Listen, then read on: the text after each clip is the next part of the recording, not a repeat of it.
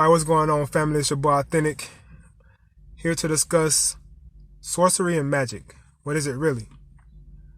Before we get into this, I'll try to make this short, quick, but please understand that I mean no harm by the information in which I'm about to present.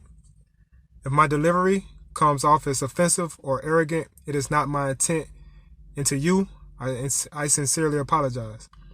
And I can't blame you for feeling some type of way after hearing what I'm about to say. I was once under the same spell as you. And if you're not under the spell, you understand where I'm coming from, kudos to you. In my opinion, this message will be similar to a child informing its peer that Santa isn't real. At the end of the day, this information needs to be known in order for us to actually witness positive results and change in relationship to what has become the norm. I feel that we need to really understand where our power lies. And until then, we will continue to spiral out of control. All right, this message is being presented to you because I care about you. And it's coming from an Aquarius sun, Virgo moon, Leo cusp. The perspective of forward thinking in the future. If we desire to be responsible ancestors, and if we'd like for our offspring and their offspring to inherit a clear, inhabitable or clean, inhabitable home, I assume that we may need to take a look at some of the things we're doing and make a few adjustments, me included. All right, real magic is mental manipulation. Again, real magic is mental manipulation. Seemingly, the ploy or agenda of those in which we award power is, and has been for a long time now, control over the mind of man. The ultimate goal is to slowly and methodically create a society of brain-dead individuals, aka systematic slaves, who are completely removed from the natural way of living. This new programmed breed of man will gladly accept and clamor for artificial intelligence and consume life-lacking GMO products lacking any quality whatsoever. They will not desire to go within to study and learn themselves, use their own minds, nor will they desire to observe or study Mother Nature. In fact, within the mind of the new breed, the very thought of nature or natural association may become disgusting. Therefore, an outside entity will use and abuse the minds of this new breed along with natural resources. That sounds a lot like a cancer. This current mind-governing regime will live and function through the new breed of man as a cancer to the planet. And this will leave the ego on display, only being displayed, with a shell of the individual, aka zombies, who are willing to perform any trick in which his or her hypnotist demands of them. This is sorcery. All right, this is sorcery, and we will get into it as we go along. Sorcery and magic, they go hand in hand. A good example of sorcery sources are mainstream media, the music industry, and most commercialized organizations. Once we learn how the brain functions along with visuals and sounds that stimulate it, we are able to cast magic spells over the mind, thus luring the mind in and out of states of darkness and light at will. All right, we have discovered the dog whistle, which irritates the ear of the dog, but is silent to the ear of the man. The animals in zoos are trained to forego their nature and jump through hoops for the purpose of entertainment. And this same strategy in play with the manipulating and controlling of the animals or the dogs will also cause man to totally abandon his nature for the sake of appeasing his ego. And that's only if we continue on this current path of accepting the entertainment that's being given to us.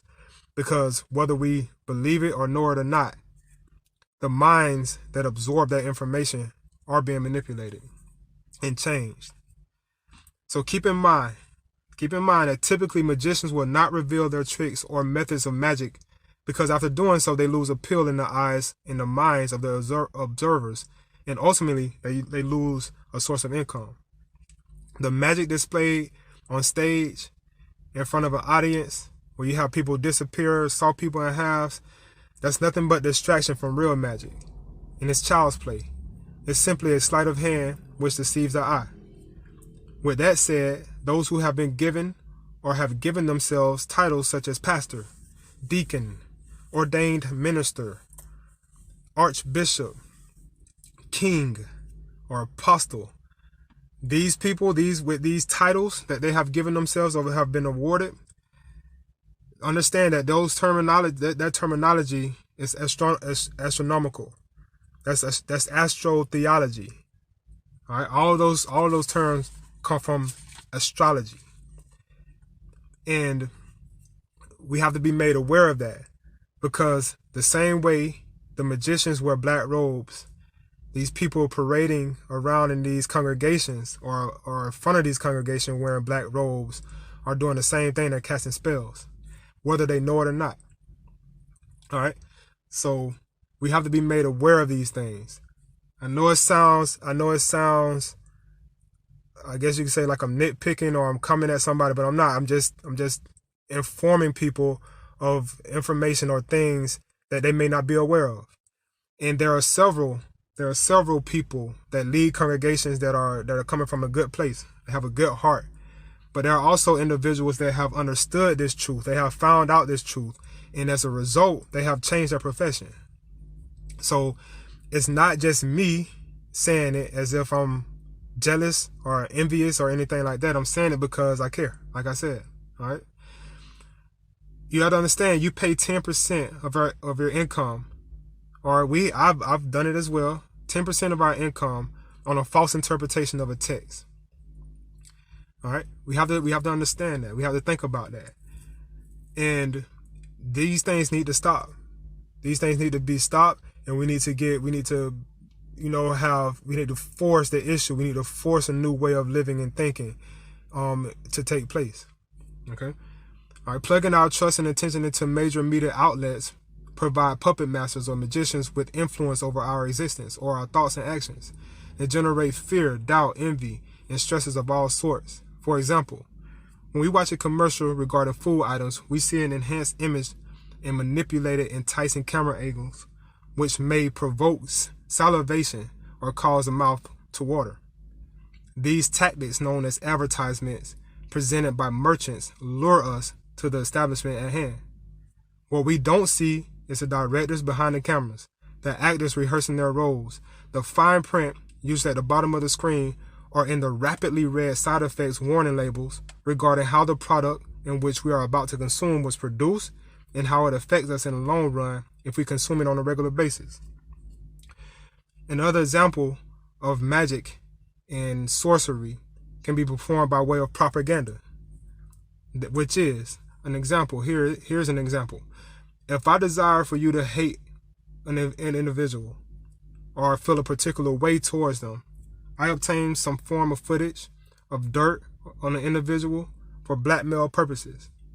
I show you photos of them conducting themselves in a negative manner.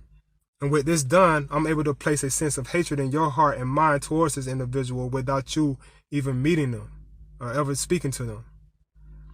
That's a form of sorcery. That's a form of trickery on the brain, all right, on your mind and your thought process.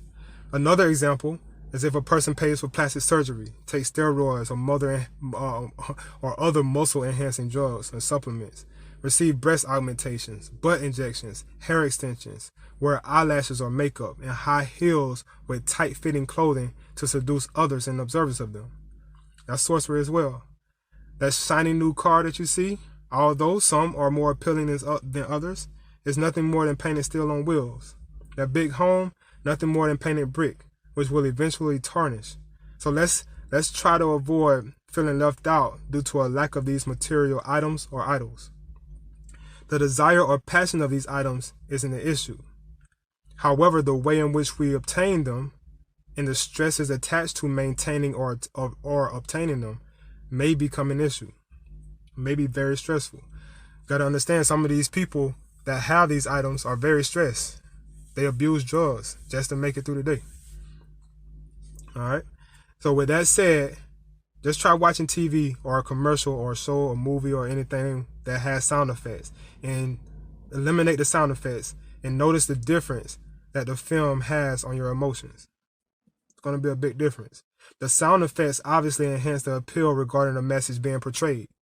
If we were to ask men and women around us to remove makeup, hairspray for men, stomach girdles and weaves or toupees for men, and display confidence and contentment in their natural beauty, they will likely decline. Just because they want to fit in, just because they want to appeal to the onlookers.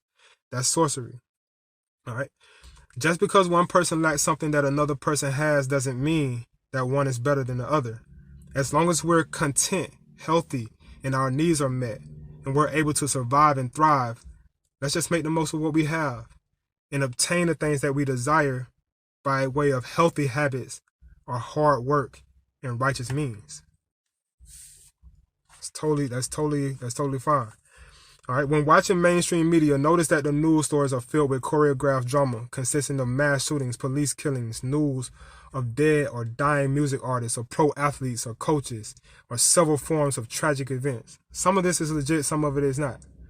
Pair this with today's music, which is pumped into the ears of the youth. It's filled with lyrics of women exploitation, guns, drugs, sex, and violence, all things of the lower nature, all for the purpose of lowering the individual's vibration, so that the molding of the minds of the future generations into puppets who actually need government or mental governing, aka mind control from outside entities, in order to conduct themselves in an appropriate manner becomes easier. It's easier to control the mind when your vibrations are low, when you're in fear, when you're stressed. All right, this being the case, this right here is the case when the only thing we need to do is use the light that's within us. All of us at some point or another have forsaken the light for darkness and fleshly desires. But some of us have we have reconnected with that, made a connection with that light, and are shining it in the darkness and on the corruption at hand. So it's obvious that the minds of the youth being exposed to a plethora of wicked sounds, lyrics, and visuals are manipulated by them. That's obvious. All right, the powers that be discovered this art and science of magic and sorcery a long time ago and are seemingly using this science backwards or in the form of black magic. With the media being their mouthpiece, all right, the media is the mouthpiece, seeing as how the majority of the footage displayed or heard by the observers of television is absorbed as fact. It's a lot of propaganda. I'm just going to say that. If you just go to my page, I have a couple posts and the numbers associated with these events. And I have more, all right? It's undeniable that these things are staged, that these things are planned out. So if you don't mind, just go in there, go and look at those posts and just read them and give me your thoughts. Give me your thoughts, and I'll be glad to discuss them with you. All right. But we're literally, due to this propaganda, walking around with cloth over our nostrils and mouths, preventing ourselves from receiving the available cosmic light codes of consciousness upgrade as we transition, or as we now are placed in the age of Aquarius. This is all because we believe that the cold and flu virus has all of a sudden vanished and been replaced with a virus called Corona or COVID, which is the same thing. We'll assume that the two are different, but they're the same. But this is a result of sorcery. And let's not get it twisted. When it comes to the light book, aka the Holy Bible, I enjoy reading and studying the stories amongst that text. But as far as I'm concerned, those who still believe and defend the validity of the mythical allegories attached to this material are under a spell. All right, the events are not literal. The characters are not literal. Rather, it's personified natural phenomena, mythical astrotheology and alchemy intertwined with geometry and moral code. Yes, there is a moral code and lessons to be had within the text of the light book. However, an all-knowing, omnipresent, all-powerful deity doesn't need to speak to its creation via spellings on the pages of a book. We can just go right to the source. All right.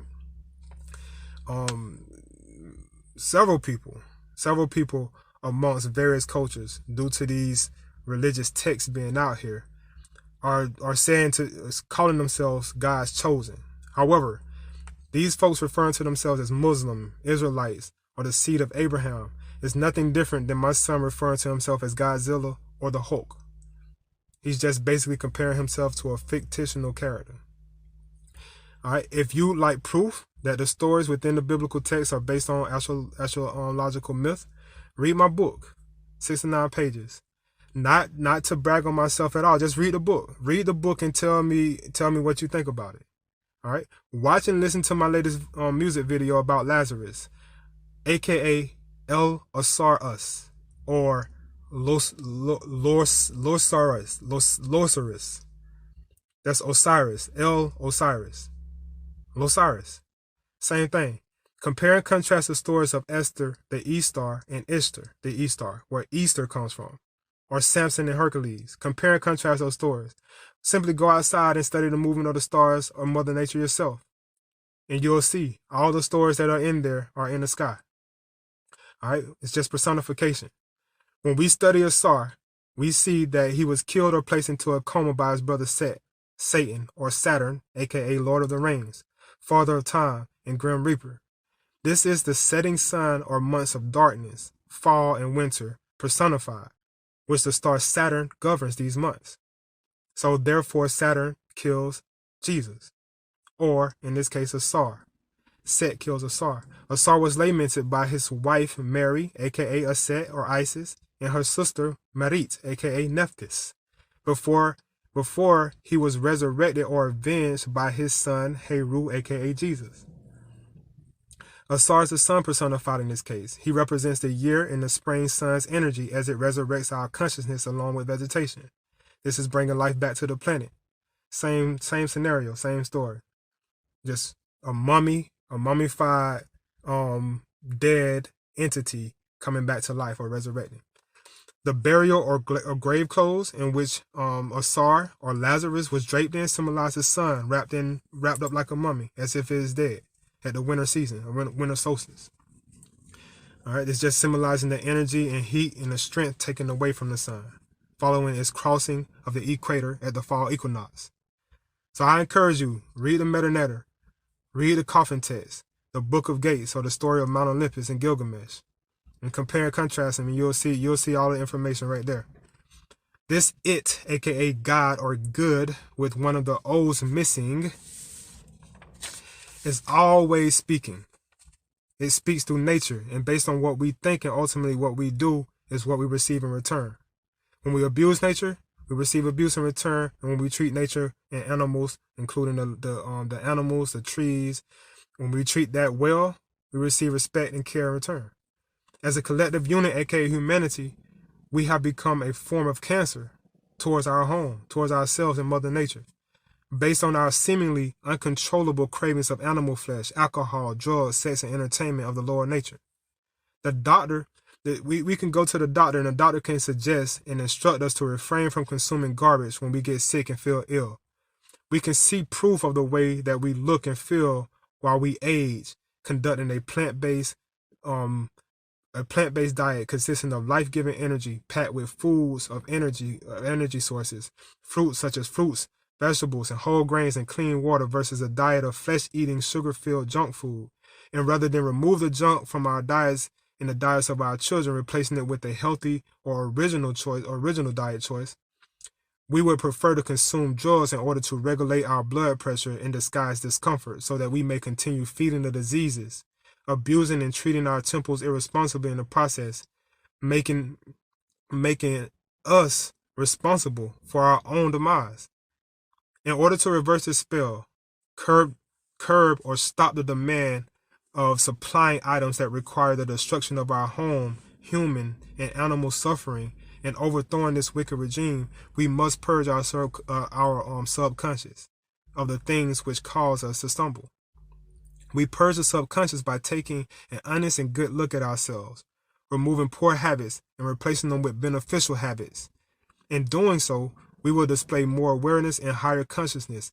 As a result of experiencing higher consciousness, we will not only obtain the ability to unplug from the matrix and exit the world of chaos, but we will gladly make provisions to do so.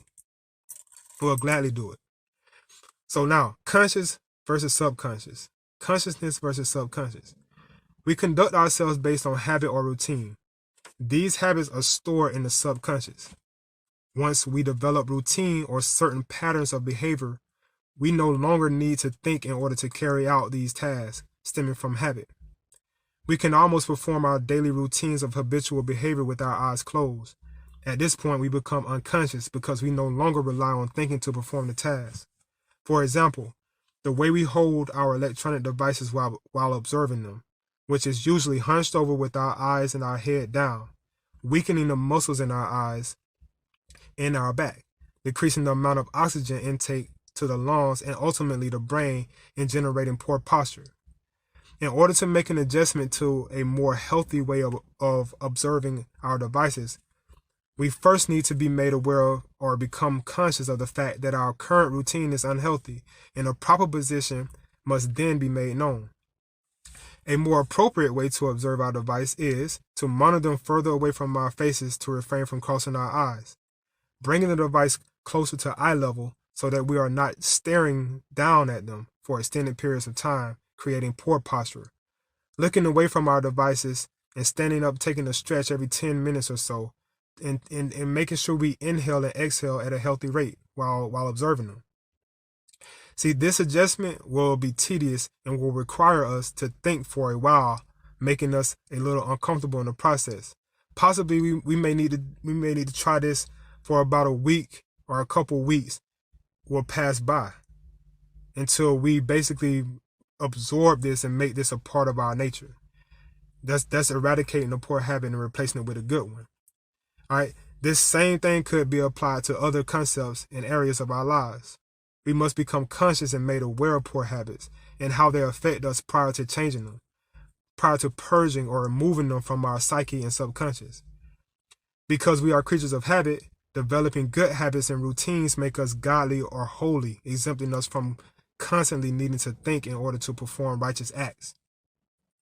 And most of us are aware of the fact that the first step for transforming the mind of an addict is to make the addict aware of the fact that they are an addict and enslaved or dependent on a harmful substance in the first place. Then the addict will need to admit that they are addicted to the substance by stating their name along with the name of the substance in which they are enslaved to. With that said, it makes no sense for us to desire a cure for heartburn, obesity, diabetes, or dissolving of pot bellies, high blood pressure, or weight loss if we are not willing to change our eating habits and partake in physical activity of some sort. We shouldn't be surprised to witness our children suffer from the same diseases as us if we perform poor habits in their presence and feed them as poor of a diet as we consume. We are not able to lay hands on a person or pray away excess weight and clogged arteries no matter what religious leaders tell you. We actually need to change our habits and make an adjustment in order to witness the adipose melt away. Adipose is fat. Taking fat-burning pills, hiding your body, or getting surgery only adds insult to injury. Again, it's dangerous to teach and require that our youth learn and keep good habits which lead to life and longevity when the adults, aka original role models in their daily presence, aren't doing the same, or daily presence aren't doing the same, making those adults hypocrites. They say one thing and do another. This is dangerous because it really confuses the mind of the offspring. So we have to make sure we stop doing that. We have to be more honest. We have to actually display the actions that we're teaching or telling them. We have to practice what we preach in front of them. Here are a few suggestions in which I think we should consider for winning this war on the mind. First, we should ignore the false flags and government propaganda which is designed to divide us. Stop or at least decrease the slaughtering demand of animals in order to appease our lower nature of consuming over-seasoned, chemically preserved, rotting flesh. This is only harming you, it's not helping you. Use less oil power energy sources and more natural sources of generated energy. Windmills, bicycles, sunlight, rainwater, etc. During the daylight hours, turn off the lights in a room in which you occupy if they're not needed. Take shorter showers. Recycle paper and plastic. Spend less time on the electronic devices and more time looking at the sky, or simply looking at the person next to you as they walk by. Greet them. That'll be great. A great way, to basically turn this thing around. I see that a lot of people pass by each other and they don't speak. At least I know I speak to several people that don't speak back. All right, that's not good. All right, we need to be more friendly to each other. We need to speak to each other. That's very important. All right. Consume less hot or cooked foods and more raw foods with fewer ingredients and less cane sugar. Become active and get more sunlight. Stop competing with those who have a lot of material or those who chase money. Forgive those who may have mistreated you due to their own burdens of unsolved, built-up internal frustration. Get to know your neighbors and treat them the way in which you like to be treated. And with this mindset, along with the actions that follow, I feel that the planet and our mother, which is nature, and the earth will begin to heal as this current era and regime of leadership fades away without us having to resort to any violence. There are folks already performing the previously mentioned suggestions, which are well within our powers and easily controlled. However, there are some who aren't doing or thinking about these things mentioned here. These people may be oblivious to the harm being caused by their thoughts and actions, or simply not care. Either way, these things need to be made known.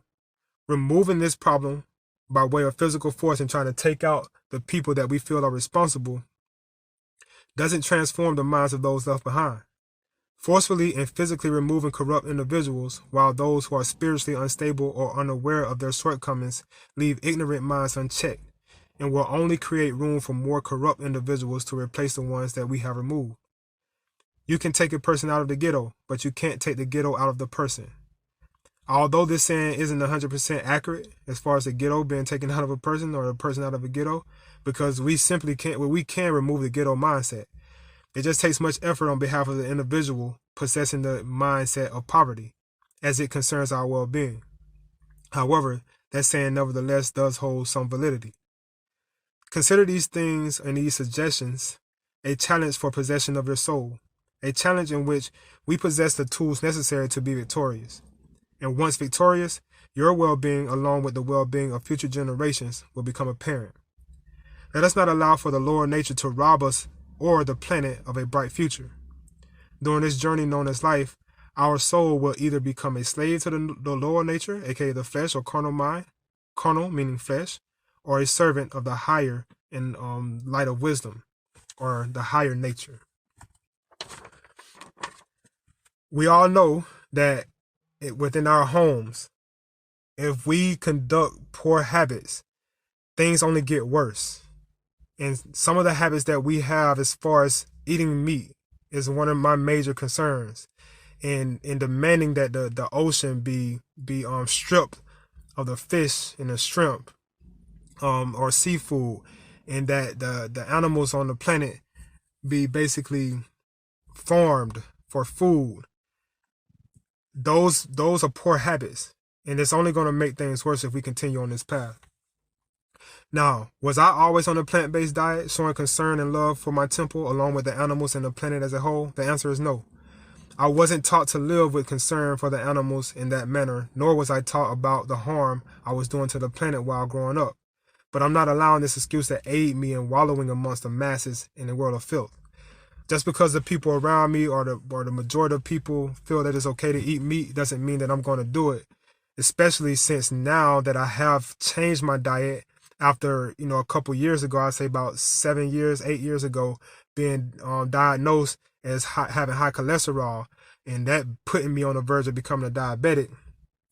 Ever since then, I've been on a plant-based diet. I say about 5 years now, and I feel better. The difference is day and night.